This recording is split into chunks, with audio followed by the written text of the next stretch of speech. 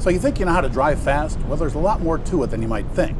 That white Audi up there has twice as much horsepower as my 20th century 2.5-liter Porsche Boxster, but I'm about to catch it. We're at Motorsports Ranch on a 1.7-mile track, on a track day. I'm still in the novice class, and so is he. If I get the pass done, it'll be a big deal. My instructor's in the right seat. He's teaching and evaluating me to see if I'm ready to move up to the intermediate class. It's early in the first session of a track day, and I'm still getting used to the track, remembering the braking zones and turn-in points.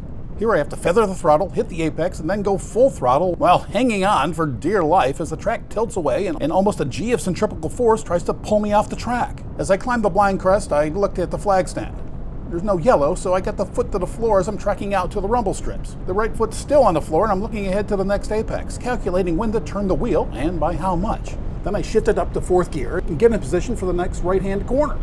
I realize I'm not far enough left, but I don't have enough time because now I got to hit the brakes and go into third gear for the setup for the next corner.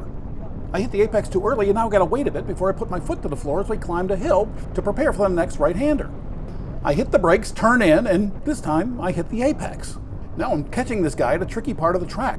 I have to downshift a second, then hang on for dear life as the road tilts away as we head up the hill on a long double apex that again is off camber and really gives the arms a workout. I'm looking way ahead a couple of corners because I know I can only pass on the straights. My foot's to the floor as I notice I don't track out far enough as I fully accelerate down to the final apex and then hit the rumble strips and then get the point by and I track out to get around them as I'm shifting up to fourth and then only for a few seconds now I have to downshift to third after I brake and then turn in at the proper point to hit the apex before the longest straight on the course. I'm going way too slow at this point. I'll blame the pass. And it takes a while for the engine to get near the rev limit so I can relax before getting in the fourth gear right around the start-finish line and another flag stand. So that's a lap at MSR. And not a very fast one. But now I hope you understand how much there is to do and how much work is involved when you're on a track. It's completely different than normal street driving.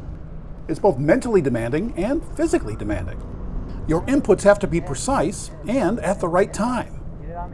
And from this angle, you can really see how that off-camber turn really tries to pull you off the track.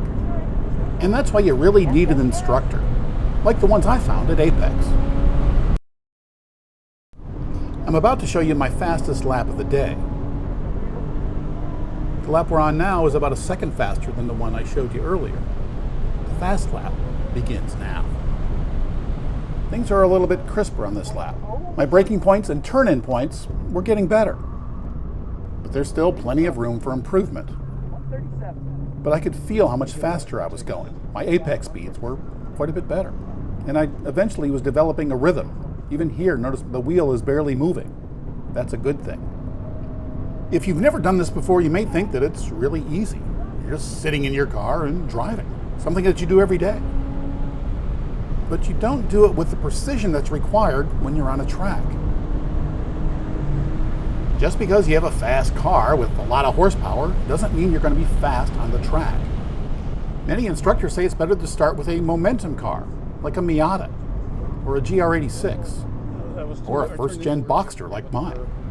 But a good driver in any of those will be much faster than a rookie in a 911 or a Corvette. The driver makes a huge difference, and that's why you need to go to school to learn how to do this. And it's really fun, and it's not that expensive. And no, you don't need a helmet, at least not at first, and you don't need a race suit either. You can rent a helmet for about $20 a day, and in the Texas heat, I usually wear shorts. One thing you do need is a car that really fits you. Proper seating position is very important, and even in my Boxster, I just can't get in one. My arm should not be straight there. It should be bent to help you with the G-forces and just to hold the wheel. Well, we're coming up to the line. This was my fastest lap of the day, and my personal best ever. It's a 1:35.9, not blisteringly fast. But my instructor said without him in the car, it'd be about 2 seconds faster. And if I had track tires instead of street tires, I'd probably gain another 2 seconds. But even so, I had many laps in the low 136s and a couple of 136 flats. So if he's right about me gaining 2 seconds just without him in the car, and if I got a little bit better, I'd be just fine in the intermediate class. So it was a successful day. I got a lot faster, and more importantly, I learned what fast is. I really thought I was going as fast as I could before when on the previous days, my best time was like a 1:45.